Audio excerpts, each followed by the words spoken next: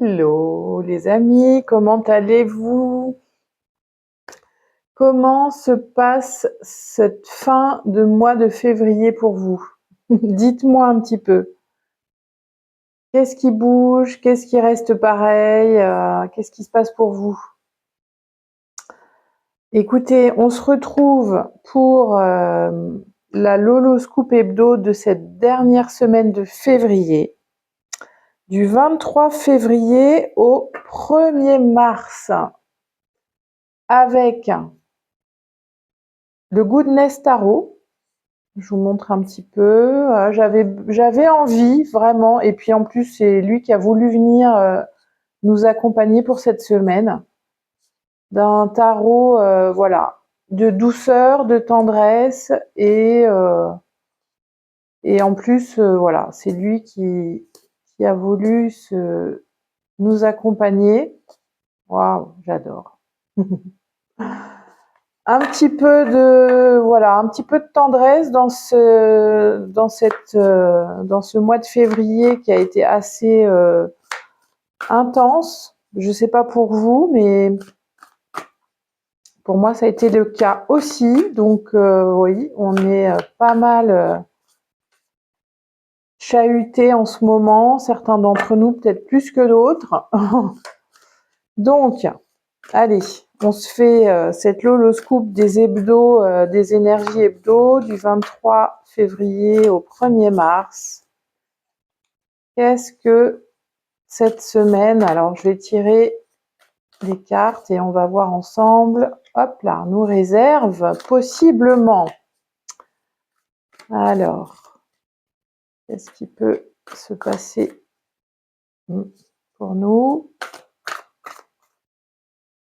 Ok. Elles sont assez épaisses, ces cartes. Alors, qu'est-ce que nous avons? On va regarder ça ensemble. On a en centrale le 9 d'épée, cette énergie du 9 d'épée. Donc là, le 9 d'épée avec ce petit papy qui tient son fusil et son chien là assis sur son lit. Moi, ça me fait penser, le 9 d'épée, c'est l'énergie c'est presque la fin. Il a fallu, il s'est passé quand même beaucoup de choses. Peut-être qu'on en a eu même des cauchemars, que ça nous a réveillés, qu'on avait besoin de se reposer, de dormir, mais ça n'a pas forcément été de tout repos, j'ai envie de dire. Donc c'est cette énergie en centrale pour cette semaine. Ok, peut-être qu'il y a encore des incertitudes, des doutes, voilà, une situation peut-être aussi qu'on est en train de vivre qui nous préoccupe très fortement et qui vient impacter possiblement notre sommeil. Dites-moi un peu si ça vous parle. Qu'est-ce qu'on a à côté de cette 9 d'épée? On a la 5 d'épée. Alors, ces deux personnages-là, sur cette énergie de la 5 d'épée, sont en train, vous voyez, de jouer aux cartes. Tiens donc, ils sont en train de jouer aux cartes. Il y a encore peut-être quelque chose qui est en transition, hein, vu la situation, vu peut-être voilà, mentalement. En tout cas, là, pour l'instant, ça se passe vraiment dans notre mental. Ça se passe dans notre réflexion, peut-être aussi dans notre communication. Donc, on a vraiment encore une carte de transition, hein, le 5. En même temps, il y a des choses qui nous préoccupent et qui peut-être nous empêchent de dormir. Et en même temps, le mental a un peu du mal, je vois ça, hein, il a du mal à s'arrêter de réfléchir en fait. J'ai l'impression que là, on a un fonctionnement qui tourne en rond, qui tourne en boucle, et qui vient nous fatiguer encore plus, nous épuiser, nous fatiguer. Qu'est-ce que nous avons? La troisième carte qui est arrivée, c'est le 3 d'épée. Donc vous voyez, hein, on a vraiment là que des cartes qui nous parlent de voilà, de notre réflexion, de notre mental, du fait d'avoir peut-être l'esprit embrouillé. Peut-être qu'on n'arrive plus, ce 3 d'épée, et on n'arrive plus à voir, hein, on n'arrive plus à comprendre peut-être une situation, ou alors une situation qui a des difficultés à se démêler, à se dénouer en fait. C'est tellement emberlificoté dans notre esprit que il y a possiblement, ça peut être compliqué cette semaine pour nous d'y voir de la lumière, d'y voir une résolution, d'y voir possiblement quelque chose qui pourrait arriver à son terme.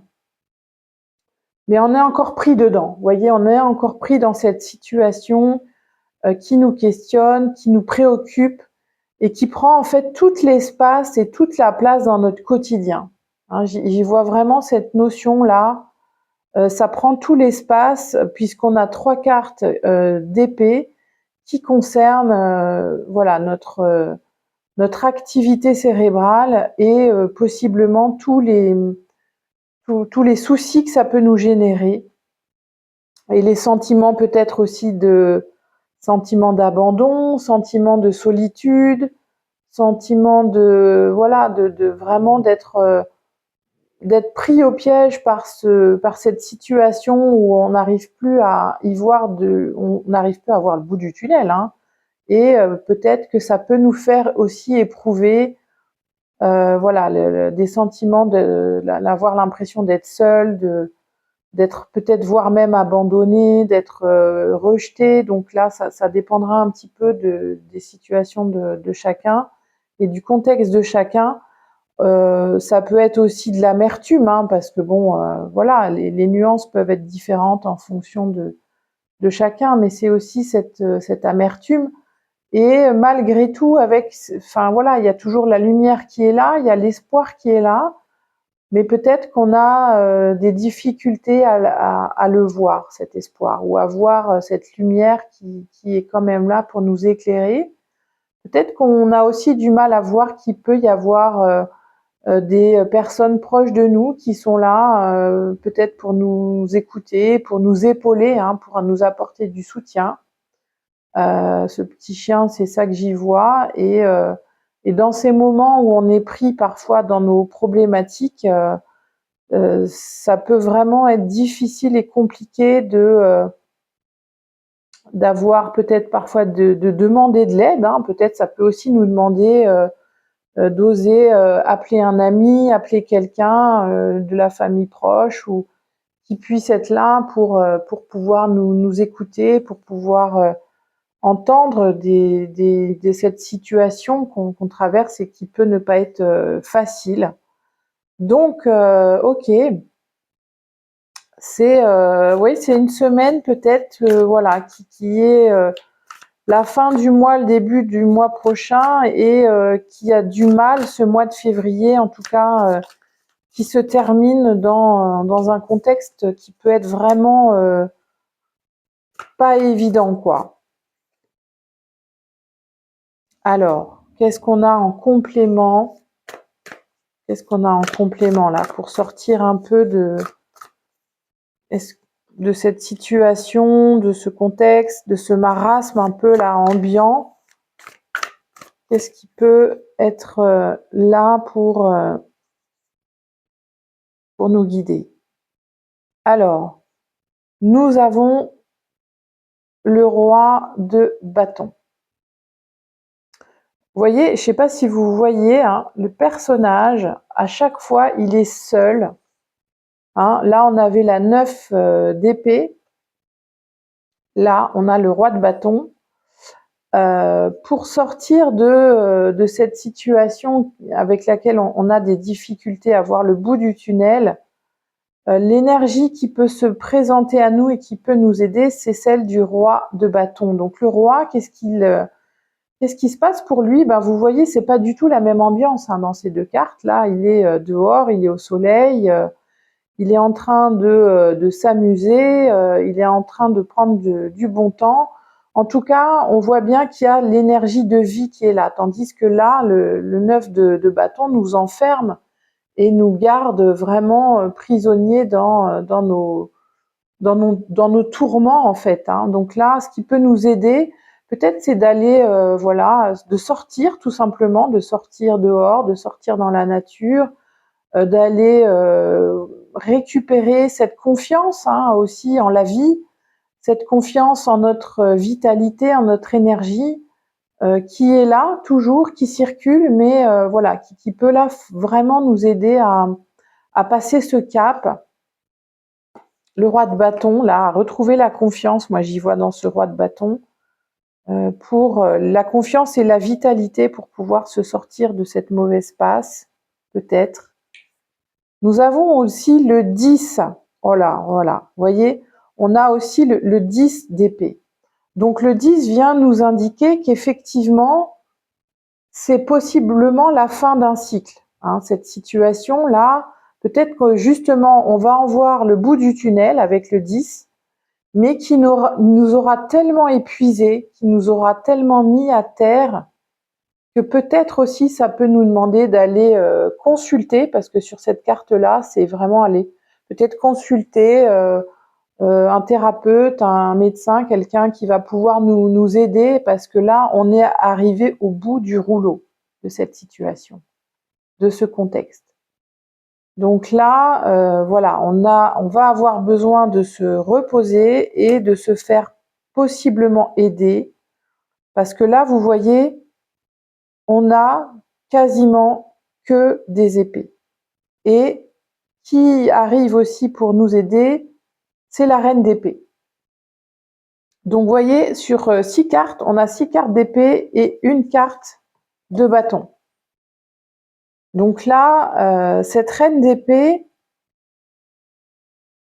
elle est en dessous du 3 d'épée. Ça peut être aussi nous aider, cette énergie, à justement hein, en résonance avec le 3 d'épée, à récupérer, à pouvoir, comment dire, récupérer nos facultés de raisonnement, parce que là, le 3 d'épée, il est tellement abattu qu'il n'arrive même plus à réfléchir finalement. Et la reine d'épée, elle vient nous aider justement à récupérer nos capacités de réflexion, à récupérer notre façon aussi différente de voir les choses, peut-être avoir d'autres perspectives dans la manière de vivre et de traverser cette situation, parce que elle a son parapluie hein, qui vient pour l'aider à se protéger aussi de la pluie, et elle est à côté du roi de bâton. Donc vous voyez ces deux énergies là, hein, en dessous, ça nous dit que là, ça y est, de toute façon, on arrive au terme de cette situation. Possiblement peut-être aller demander de l'aide pour pouvoir se régénérer, pour pouvoir récupérer. Et l'aide peut être aussi dans des personnes, des énergies, alors énergie masculine, énergie féminine, pour nous aider à retrouver de la confiance en nous, pour nous aider à retrouver aussi de la joie et de l'espoir. C'est ce que j'y vois dans ce roi de bâton. Et aidé aussi par cette énergie féminine de l'introspection, voilà, de peut-être aussi prendre des décisions qui vont nous aider à nous sortir de cette mauvaise passe. En tout cas, se mettre en action. Vous voyez, c'est sortir, parce que là, on est dehors. Hein, ces deux personnages sont dehors, contrairement aux autres. Hein, le 9 de bâton, il est chez lui. Alors, les deux personnages ici qui encadrent sont dehors aussi. Donc, vous voyez, là aussi, sur ces cartes, on a 4 cartes où les personnages se retrouvent seuls. Ces 2 cartes, là, on est en relation avec d'autres personnes. Donc, on va aussi possiblement chercher l'aide dont on a besoin.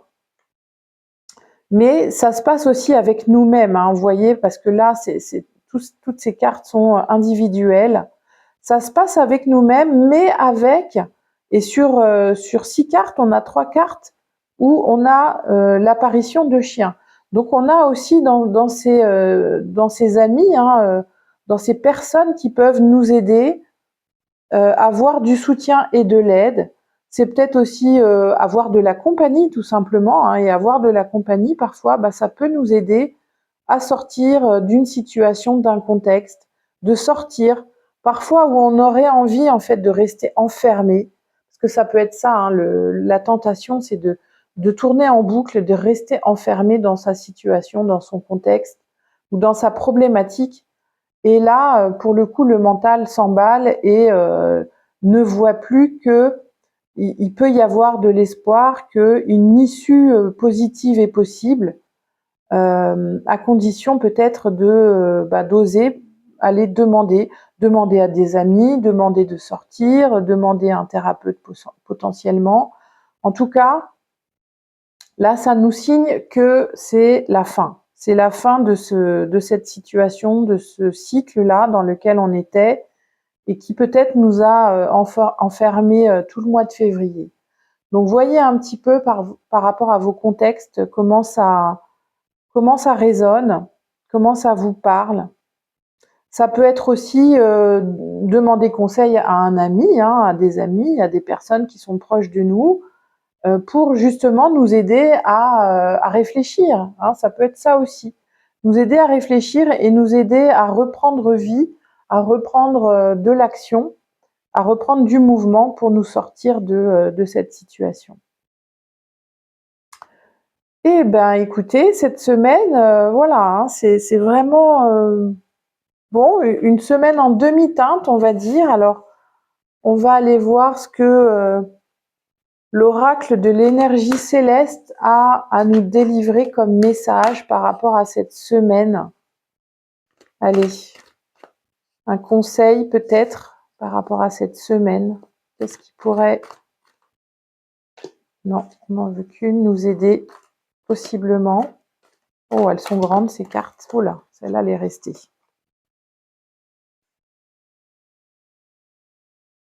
Messager du divin.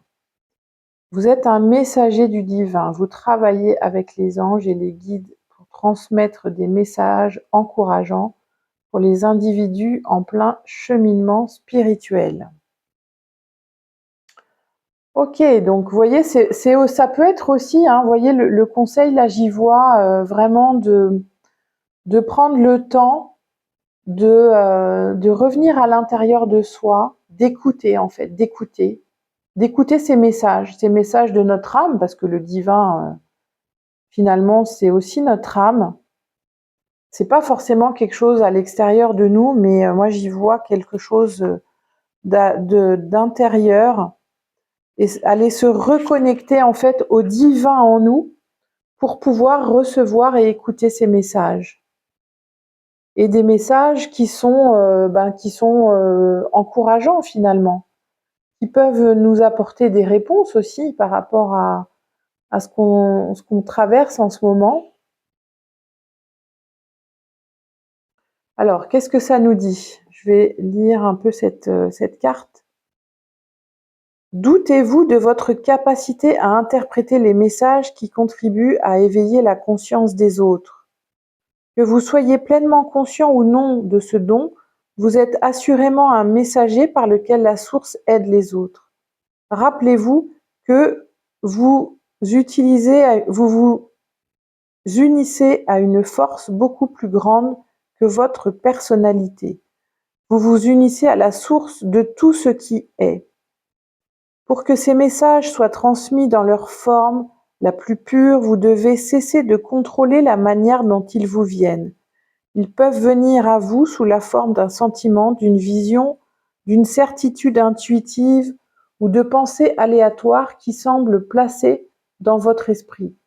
Lorsque vous recevez un message, il est important pour vous de trouver un moyen de le partager avec d'autres. Vous pouvez le faire sous forme d'art, d'écriture, de discours ou de toute autre manière qui contribue à partager cette énergie avec les autres. Plus vous embrassez et faites confiance à ce don, plus il vous sera facile d'interpréter les messages qui vous viendront. En tant que messager du divin, vous avez une expérience directe des messages qui vous sont envoyés. En d'autres termes, la source tiendra compte de vos expériences personnelles et de vos connaissances pour transmettre des messages importants aux autres. Vos expériences de vie et votre vécu font partie des messages que vous allez partager avec le monde. Il est temps de faire confiance à votre désir d'être un messager pour que la source travaille à travers vous, pour vous-même ainsi que tout le monde autour de vous. Vous êtes un messager de la source. Trouvez votre façon de partager ce don avec les autres. Waouh! Donc c'est ça, hein, c'est vraiment ce qui peut nous aider là dans ces messages, c'est partager, ouais, c'est ça, c'est être en relation, demander, aller chercher du soutien, chercher de l'aide, et dans ces partages, eh ben ça va être aussi partager des messages entre soi, entre nous. Hein, donc ça c'est vraiment un beau conseil en tout cas pour nous cette semaine. Et qu'est-ce que notre petit oracle du tarot a à nous rajouter? 4 d'épée, vous voyez, on a encore une épée qui sort. Comprendre aisément, s'exprimer avec justesse, suivre un mode d'emploi clair, que ses plaisirs sont doux. Les mots justes sont là à ta portée. Ils ne demandent qu'à être reconnus et choisis, comme une fleur qu'on cueille et qu'on embellit. Embellir son intérieur de ses couleurs et de son parfum. Magnifique, super. Donc ça aussi, ça fait partie de nos messages pour cette semaine. Bah écoutez,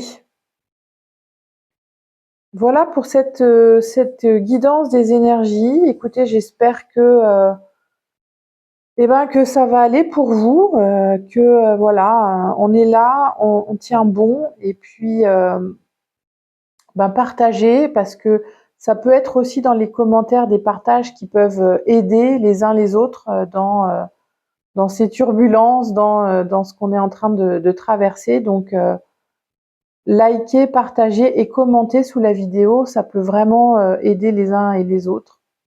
En tout cas, moi je vous remercie infiniment pour cette vidéo, pour être là avec moi. Je vous souhaite une très belle semaine et je vous dis à très vite, à très bientôt. Ciao.